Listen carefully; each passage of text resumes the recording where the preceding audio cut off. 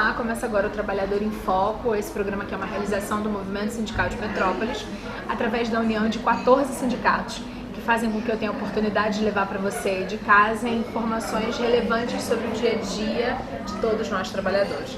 A gente vai dar continuidade ao programa da semana passada, falando sobre fake news, não é isso, professor? Sim, é isso mesmo. Maravilha. Para quem não assistiu da semana passada, queria que a gente fizesse uma rápida atualização, né? Você, telespectador que não assistiu, pode assistir o programa no YouTube da Comunicação Livre, no site da Rede Petrópolis de Televisão ou no aplicativo RPT Play.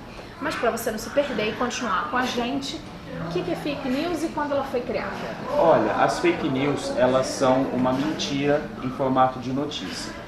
Mas, para ela ser eficaz, ela não pode ser uma mentira completa. Ela precisa ter uma veracidade, um nível de conexão com a realidade que permita as pessoas acreditar no que está sendo dito, porque esse é o objetivo da fake news, que a pessoa acredite realmente naquela notícia. Maravilha. A gente tem a sensação de que isso é uma coisa nova. E não é. De quando é datado nos estudos o que a gente hoje chama de fake news e que chamava de desinformação. Exatamente. Antigamente era chamada de desinformação, mas as primeiras fake news elas surgiram junto com a criação dos grandes meios de comunicação de massa, dos grandes jornais. Quando as cidades começaram a ficar grandes metrópoles, e os jornais começaram a circular bastante, as fake news já começaram a existir. E o primeiro registro amplo que se tem disso é nos Estados Unidos, no jornal New York Times, a cobertura do New York Times a respeito da Revolução Russa, de 1917 a 1920. O estudioso de comunicação Walter Lippmann criou o conceito de opinião pública, analisou mais de 1000 artigos e concluiu que vários deles eram fake news do New York Times a respeito da Revolução Russa. Maravilha. Está situado você aí de casa, já entendeu que estamos falando de uma coisa que tem raízes profundas e que por isso passou por um processo de transformação ao longo desses mais de 100 anos e chegou no que a gente está vivendo hoje, ou seja, vivemos um momento em que a fake news é disseminada de forma veloz. É isso ou não é isso? Sim, é isso mesmo, especialmente pelos aplicativos de mensagem. A fake news ela corre muito rápido e numa velocidade incomparavelmente maior do que ocorria no século XX, quando ela já era praticada. Quando você estava lá na aula, no curso da UCP, uma das coisas que você falou que eu achei interessante é que o WhatsApp, por exemplo, teve que criar algumas alternativas para tentativa de diminuição do compartilhamento de notícias falsas. Uma delas é que agora a gente só pode encaminhar qualquer coisa para até 5 pessoas, é isso? É isso mesmo. Só que, em minha opinião, isso não funciona de nada, porque tem duas outras coisas que podem fazer o compartilhamento ser imediato para muito mais gente. A primeira, lista de transmissão. Que uma lista de transmissão pode ter até 256 pessoas por cada pastinha que você cria no teu celular. E a outra coisa são os grupos que podem ter também, salvo engano, 256. Nunca entendi porque é 256. Número altamente quebrado, alguém deve gostar desse número em algum lugar. Mas ok. Os grupos que podem ter 256 pessoas, que também são potenciais disseminadores de notícias boas ou ruins, verdadeiras ou fake news, que é o caso do que a gente está falando aqui. Estou equivocada, meu pensamento é racional? Não, você está certa, realmente não funciona dessa forma.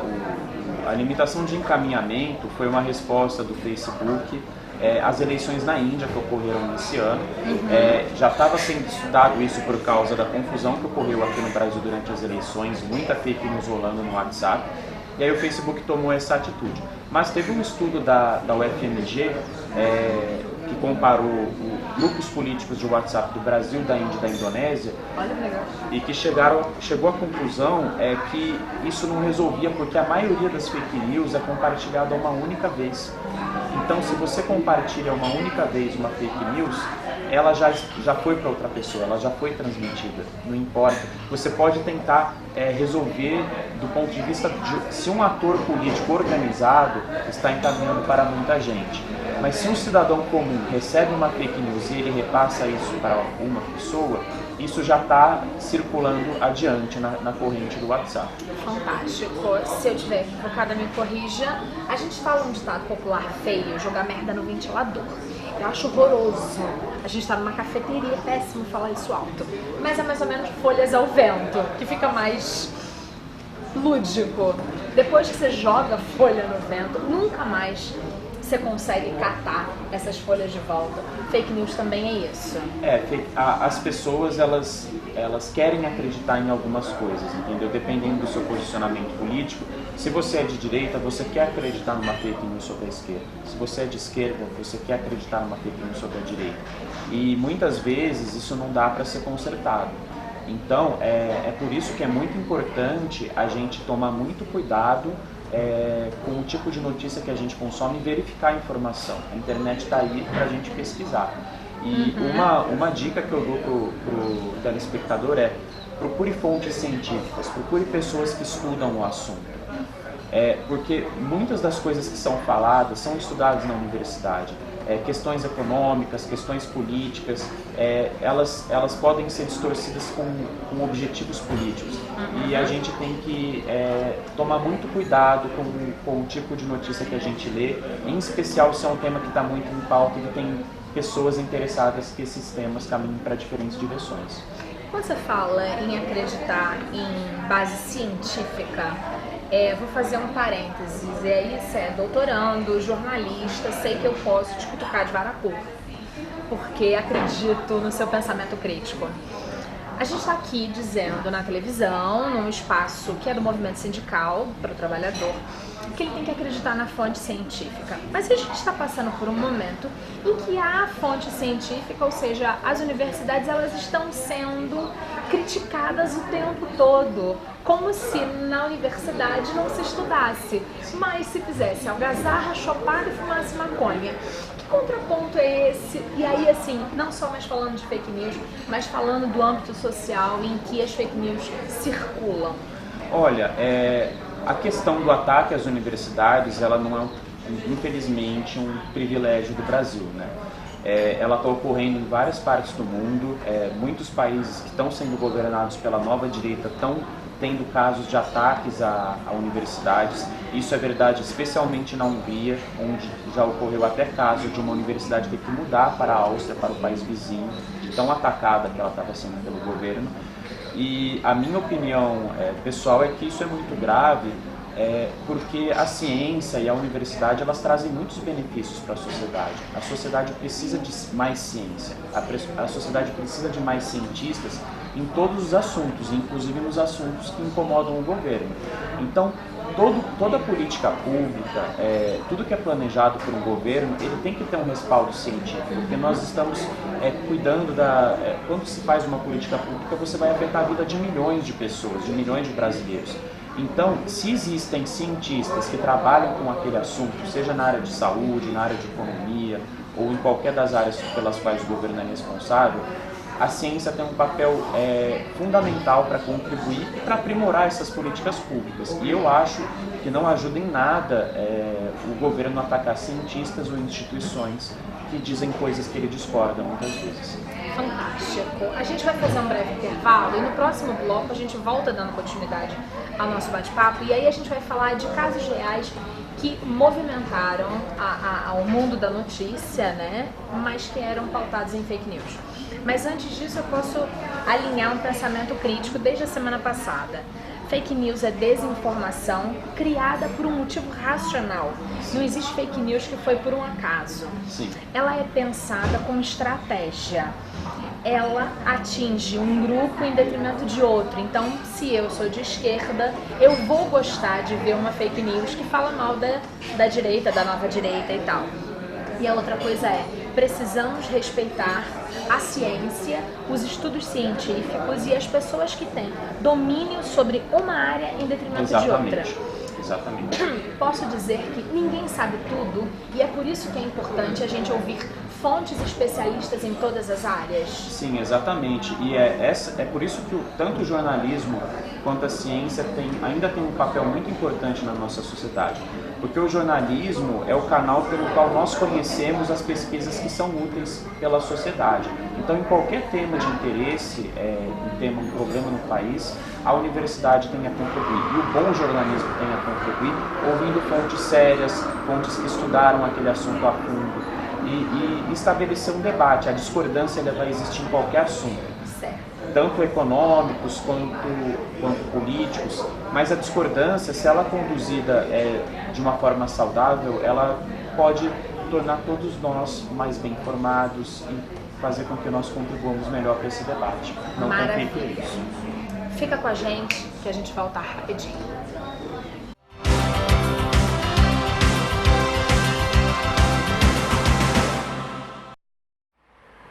José, olha quem eu vejo, grande João.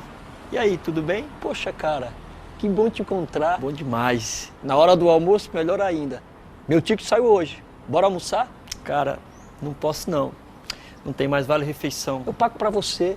Recebi a participação nos lucros da empresa esse mês, tô de boa. Oh, que beleza isso, hein? Bem que eu queria.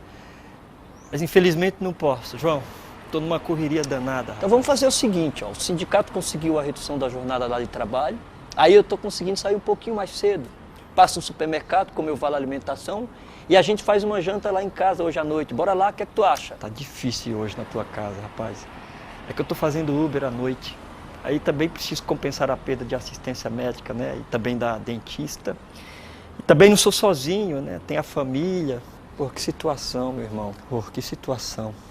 E agora também os caras inventaram essa tal de carteira de trabalho verde e amarela. E pior, sem direito nenhum. Ele lascou de vez. E o que é que eu posso fazer para te ajudar? Luta pelo teu sindicato.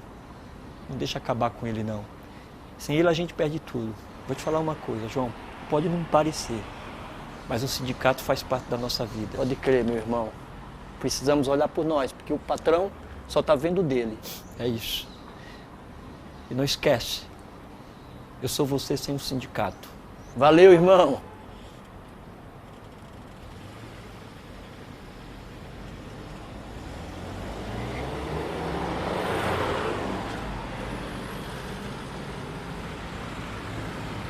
Oi, a ONU quer falar com você.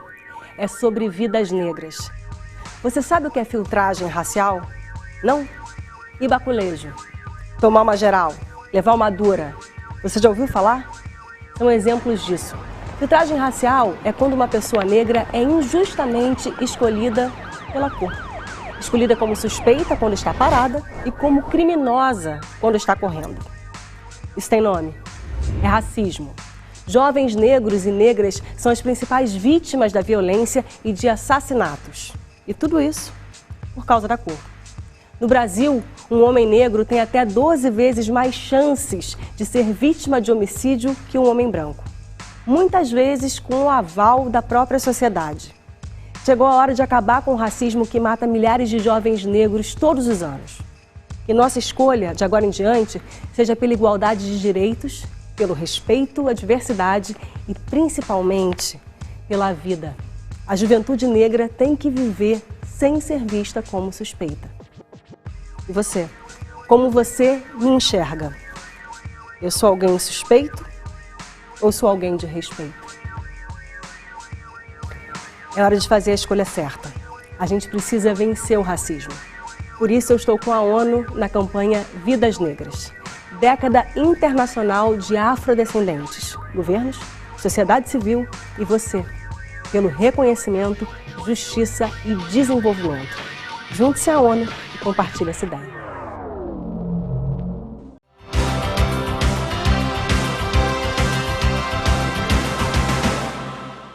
Estamos de volta com o programa Trabalhador em Foco, dando continuidade ao nosso bate-papo falando sobre fake news. Já situamos o povo, já discutimos sobre o crescimento das fake news. Vamos falar de casos reais.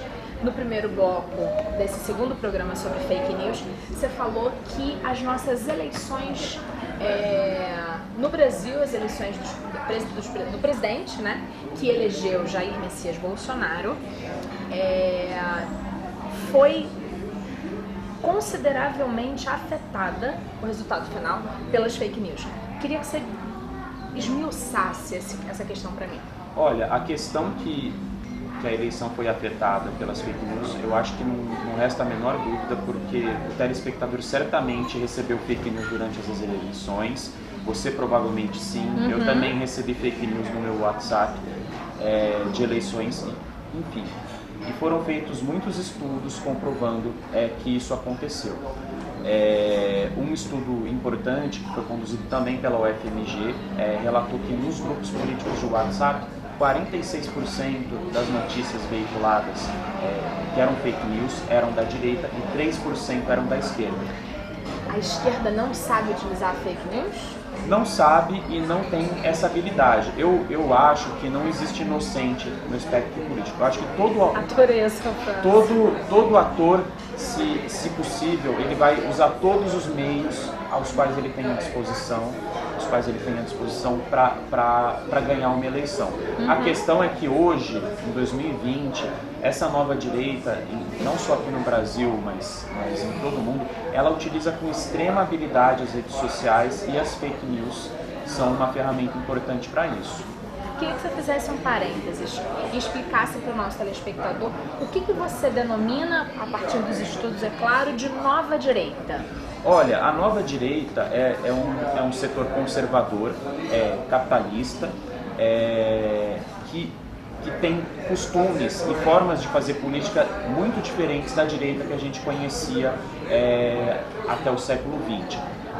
Uma dessas questões é a questão da defesa das instituições da democracia liberal e a defesa do discurso científico.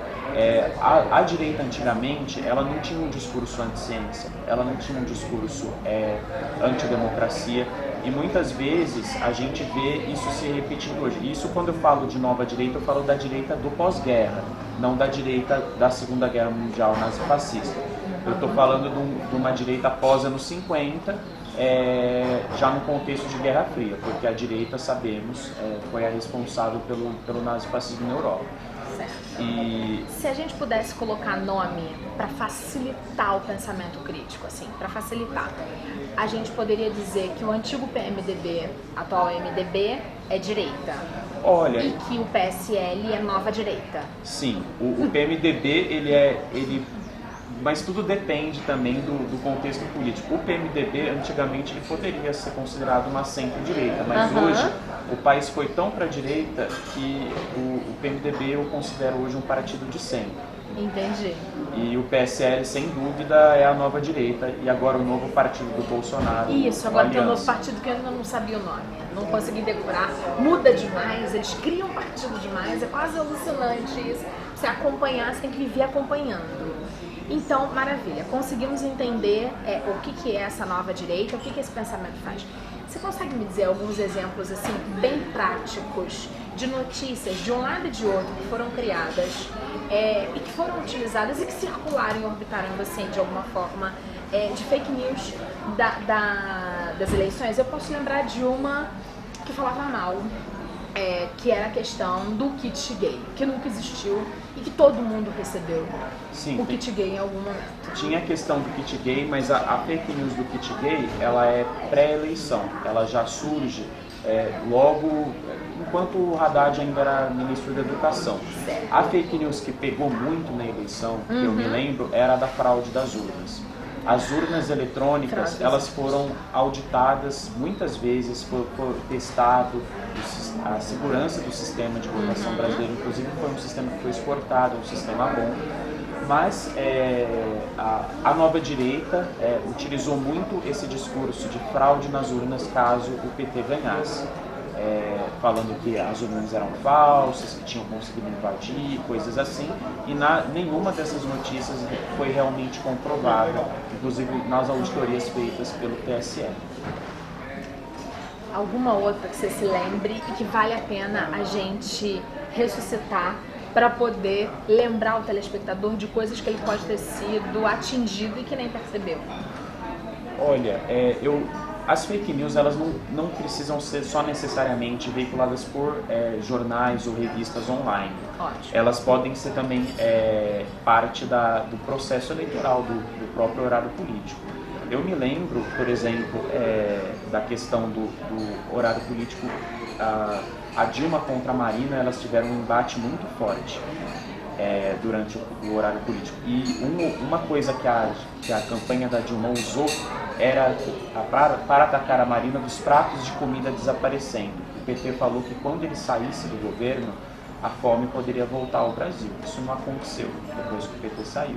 Mas isso foi uma ferramenta do horário político e não uma ferramenta de fake news como as que a gente viu a campanha do PSL utilizando. Então a gente precisa ter um olhar muito mais minucioso e cuidadoso do que é fake news e de como as pessoas estão se utilizando da própria comunicação para comunicar inverdades. É isso? Sim, exatamente. A gente precisa ser muito criterioso, porque não é porque alguém é do seu posicionamento político que a pessoa fala a verdade. Nós temos que ser eleitores e trabalhadores conscientes e realmente analisar de fato tudo que chega a nós, independente da gente concordar com aquele partido ou não. Maravilha. Vou mudar de assunto falando de fake news e lembrando de uma que eu, Carla, sempre respondo. Deve ter mais ou menos uns 6 anos. Surgiu uma matéria que circula, periodicamente ela bate em mim de novo, que é que fazer mamografia dá câncer de tireoide. Você já viu essa? Eu não conhecia essa fake news, mas as fake news na saúde são muito comuns. Porque as pessoas têm medo de morrer, todo mundo tem medo de morrer. Então, uma notícia que mexa com a nossa saúde é algo que pega muito profundo. Inclusive, teve uma campanha bem legal que o Ministério da Saúde fez, eu acho que 1 ano atrás, da atenção às fake news na saúde.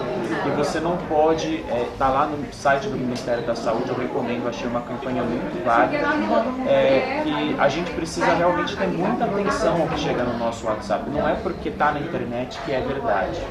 Nem tudo, o papel e o computador, eles aceitam tudo.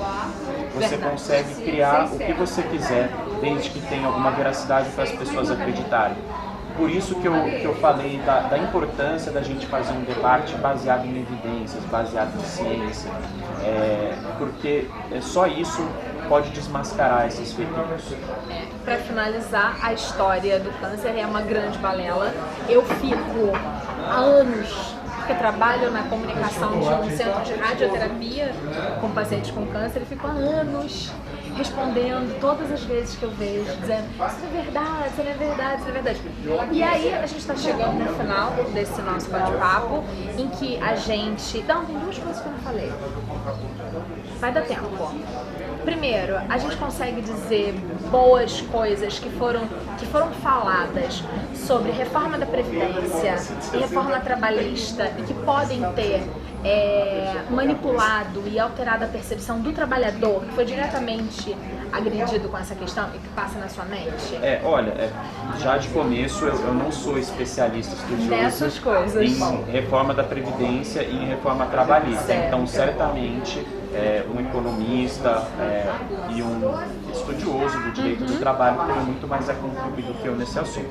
Falando com relação às notícias, eu acho que a gente tem que pensar em como são feitas as notícias. Então as notícias, elas têm que ser feitas, se ela é uma fake news ou não, ou se ela é uma notícia séria, verdadeira, ela precisa ter fontes. Nenhum jornalista domina todo o assunto para falar sozinho sobre aquilo, por isso que existe reportagem.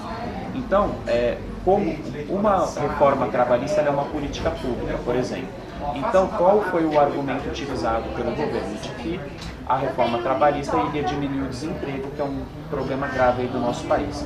Essa política pública tem que ser testada. Então, a gente precisa levar com seriedade os dados científicos para verificar se isso ocorreu mesmo. Agora, já passou 1 ano da reforma trabalhista. Compare o trabalhador.